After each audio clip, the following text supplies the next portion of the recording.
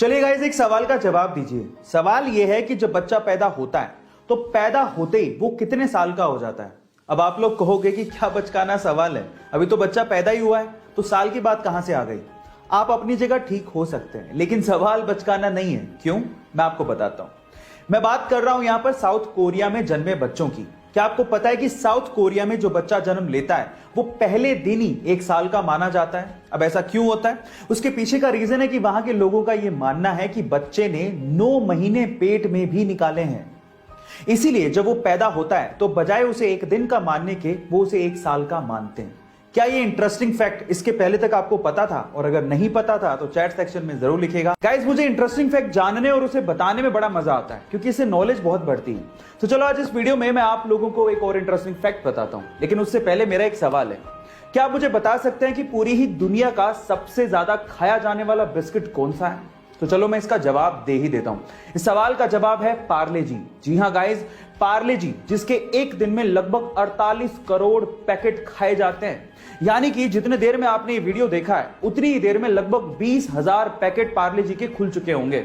है ना guys amazing fact. चलिए गाइस, एक सिंपल सा सवाल पूछता हूं। मेरा सवाल यह है कि टेलीफोन का आविष्कार किसने किया था? जरा गेस करिए। आपका गेस बिल्कुल ठीक है, वो थे अलेक्जेंडर ग्राहम बेल। लेकिन अफसोस की बात पता है क्या है? अफसोस की बात यह है कि जिस टेलीफोन का आविष्कार ग्राहम बेल ने किया था उसका उपयोग वो अपने ही घर पे अपनी मां से और अपनी पत्नी से बात करने के लिए नहीं कर सकते थे। क्या उसके पीछे का रीजन जानते हैं?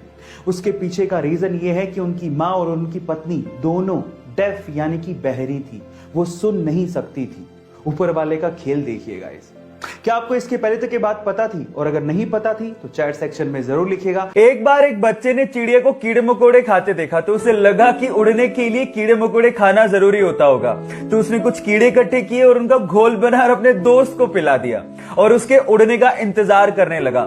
वो दोस्त उड़ तो नहीं पाया लेकिन बीमार पड़ गया, जिसकी वजह से उसकी मम्मी से उस बच्चे को डांट सुननी पड़ी। पर किसी को क्या पता था कि एक दिन ये सनकी लड़का विश्व विख्यात वैज्ञानिक बनेगा।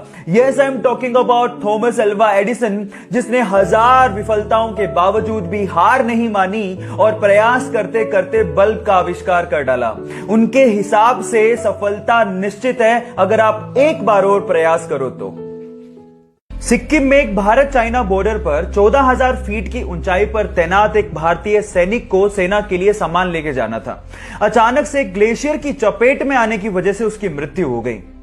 उसका शव 3 दिन तक लगातार भारतीय सेना ढूंढती रही लेकिन उसका शव ही नहीं मिला।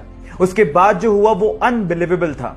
कहा ऐसा जाता है कि उस सिपाही ने अपने एक साथी के सपने में आके बताया कि उसका शव कहां है। अगले दिन सुबह जब उसके शव को ढूंढा गया तो ठीक उसी जगह पर उसका शव मिला। जी हां, मैं बात कर रहा हूं बाबा हरभजन सिंह की। और गाइस, कहा तो यह भी जाता है कि आज भी उनकी आत्मा भारतीय चाइनीज बॉर्डर पर हमारे देश की रक्षा कर रही है। और वहां पर चीन और भारतीय सैनिकों के बीच में जब भी कोई मीटिंग होती है तो उनके लिए एक स्पेशल चेयर छोड़ी जाती है।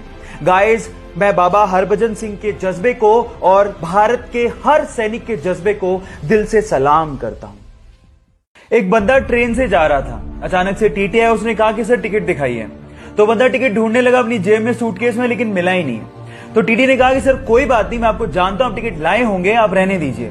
लेकिन उसके बावजूद भी उस बंदे ने टिकट ढूंढना नहीं छोड़ा। फाइनली टीटी ने कहा कि सर आप टिकट क्यों ढूंढ रहे हैं, आपसे टिकट कोई नहीं मांगने वाला, डोंट वरी अबाउट दैट।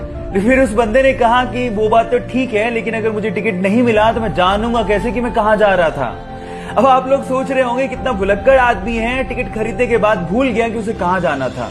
लेकिन let me tell you guys, मानव इतिहास में उस व्यक्ति का IQ लेवल सबसे ज्यादा माना गया है।